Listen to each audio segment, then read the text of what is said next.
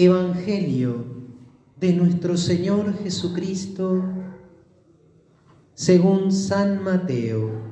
Gloria a ti, Señor. Se acercó Pedro y dijo a Jesús: Señor, ¿cuántas veces tendré que perdonar a mi hermano las ofensas que me haga? ¿Hasta 7 veces? Jesús le respondió: no te digo hasta 7 veces, sino hasta 70 veces 7. Por eso el reino de los cielos se parece a un rey que quiso arreglar las cuentas con sus servidores. Comenzada la tarea, le presentaron a uno que debía 10.000 talentos. Como no podía pagar, el rey mandó que fuera vendido junto con su mujer, sus hijos y todo lo que tenía para saldar la deuda. El servidor se arrojó a sus pies diciéndole: dame un plazo y te pagaré todo. El rey se compadeció, lo dejó ir y además le perdonó la deuda. Al salir, este servidor encontró a uno de sus compañeros que le debía 100 denarios y tomándolo del cuello hasta ahogarlo le dijo: págame lo que me debes. El otro se arrojó a sus pies y le suplicó: dame un plazo y te pagaré la deuda. Pero él no quiso, sino que lo hizo poner en la cárcel hasta que pagara lo que debía. Los demás servidores, al ver lo que había sucedido, se apenaron mucho y fueron a contarlo a su señor. Este lo mandó llamar y le dijo: miserable, me suplicaste y te perdoné la deuda. ¿No debías también tú tener compasión de tu compañero, como yo me compadecí de ti? E indignado, el rey lo entregó en manos de los verdugos hasta que pagara todo lo que debía. Lo mismo hará también mi Padre Celestial con ustedes si no perdonan de corazón a sus hermanos. Palabra del Señor. Gloria a ti, Señor Jesús.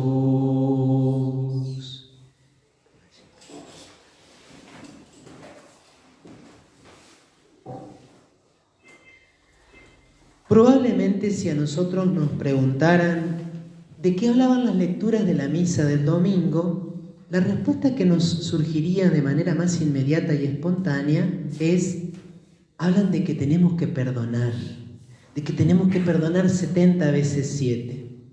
Y es verdad que habla de eso el Evangelio de hoy.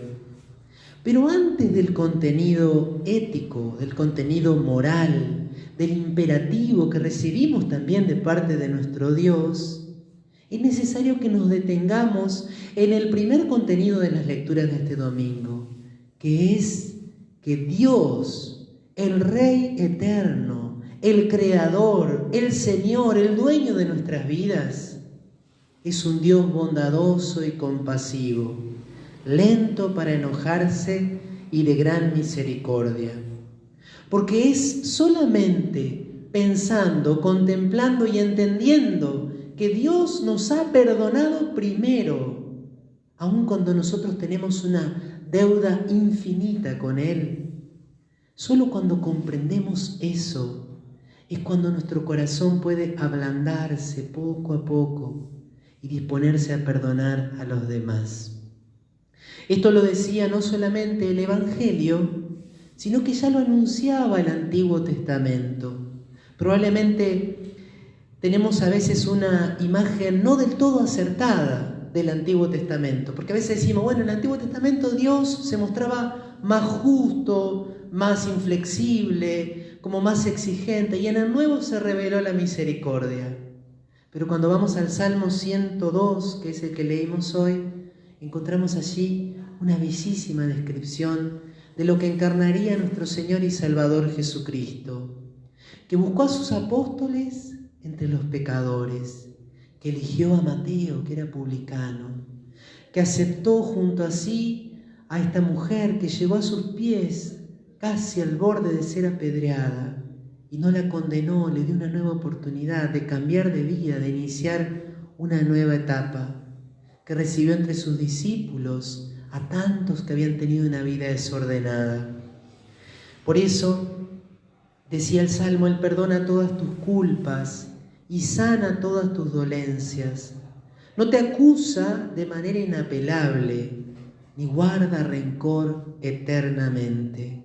No te trata según tus pecados, ni te paga conforme a tus culpas. En la parábola del Evangelio, Jesús no podría haber sido más elocuente. Recuerden que 10.000 talentos es una suma totalmente imposible de calcular. Es como si yo le dijera, mirá, tenés que pagarle a una persona, tenés que pagarle al Estado, vamos a decir así, 50.000 millones de euros. No te alcanza la vida para juntar esa plata y saldar la deuda. Esos son 10.000 talentos. Jamás nos alcanzaría a nosotros ni la vida ni la eternidad para colmar la medida de la justicia.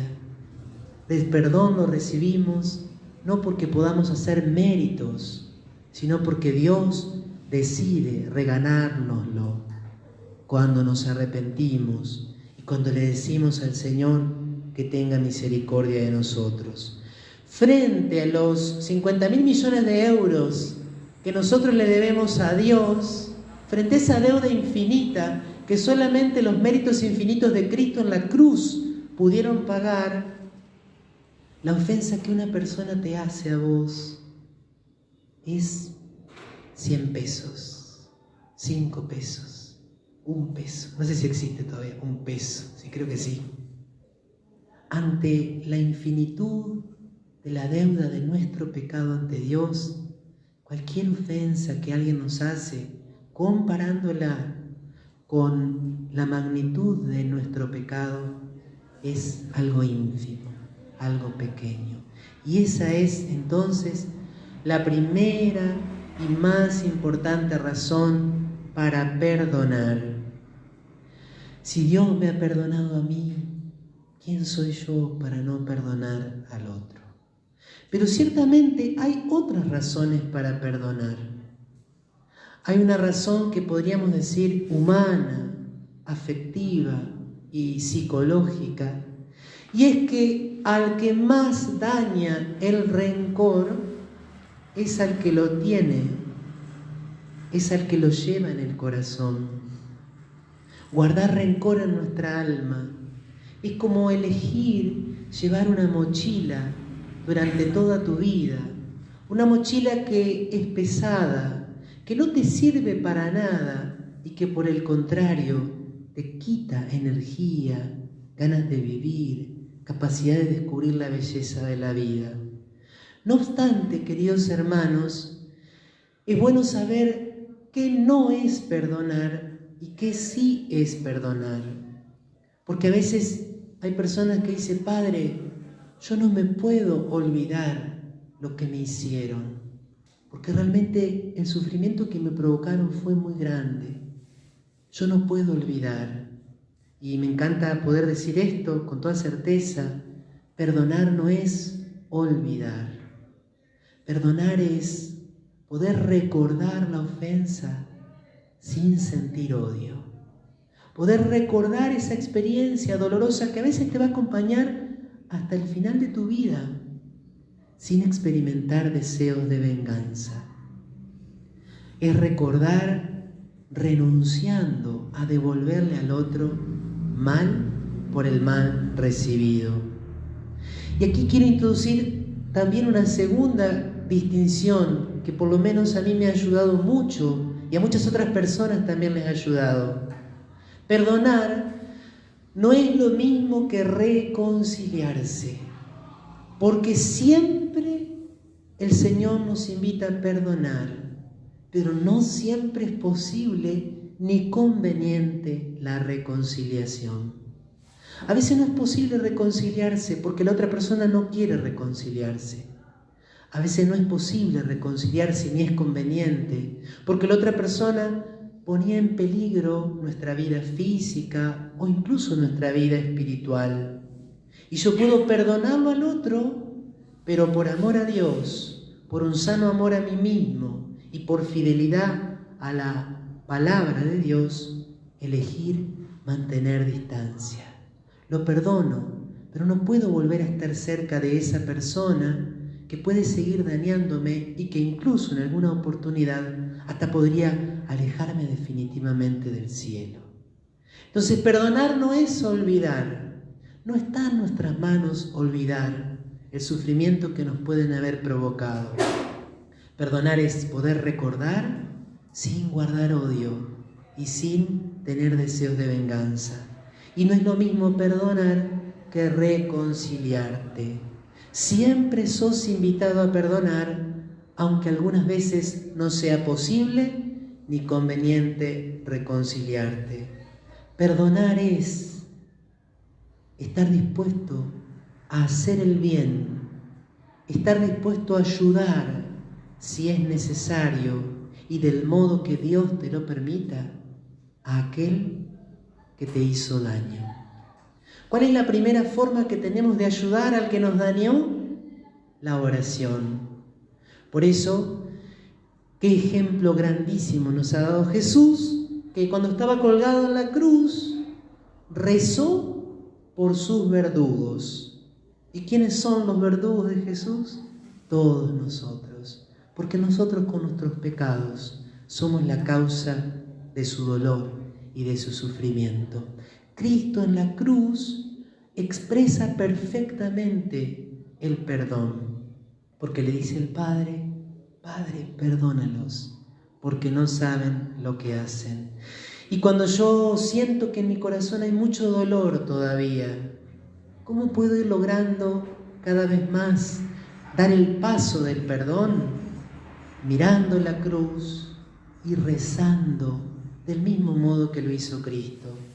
Padre, perdónalo, perdona a esta persona, porque tal vez esa persona no se dio cuenta del daño que estaba causando, porque tal vez no era del todo libre, porque tal vez no tenía los elementos para poder evitar el mal. Perdónalo, porque no saben lo que hacen. Finalmente, quisiera aprovechar esta oportunidad para introducir una brevísima reflexión sobre un tema que hoy tiene una enorme actualidad y que algunos tal vez lo presentan hoy como que descubrieron la pólvora. Y sin embargo nosotros lo encontramos en la Escritura y lo encontramos también en la tradición de la Iglesia. Y es que nosotros descubrimos en nuestro interior muchas veces afectos, sentimientos, pasiones, dirían los antiguos o los medievales. Hoy se lo llama emociones. Y estas emociones nosotros tenemos la capacidad y el deber de educarlas y de gobernarlas para que no sean las emociones, los sentimientos y las pasiones los que dominen nuestra vida, sino que nosotros, por amor, movidos y sostenidos por la fe, seamos capaces de orientar nuestra existencia hacia un fin. La primera lectura hablaba de la ira y hablaba del rencor. Y nosotros ira podemos experimentar en muchos momentos. Así como vamos a experimentar miedo y como vamos a experimentar deseo y como vamos a experimentar tristeza, hay pasiones que son positivas y otras que son negativas. Y un cristiano, nos enseña Santo Tomás de Aquino y nos enseña el Catecismo de la Iglesia Católica, no es una persona que no tiene pasiones, sino que solo es inteligencia y voluntad. No. Un cristiano es aquel que reconoce esos movimientos de las pasiones, pero a través de su inteligencia y sobre todo del autogobierno, del autodominio, del señorío de sí, es capaz de moderar esas pasiones y orientarlas hacia un fin positivo. Por eso dice el Catecismo, las pasiones no tienen moralidad, Depende a qué se aplican. Estar triste es algo malo, depende.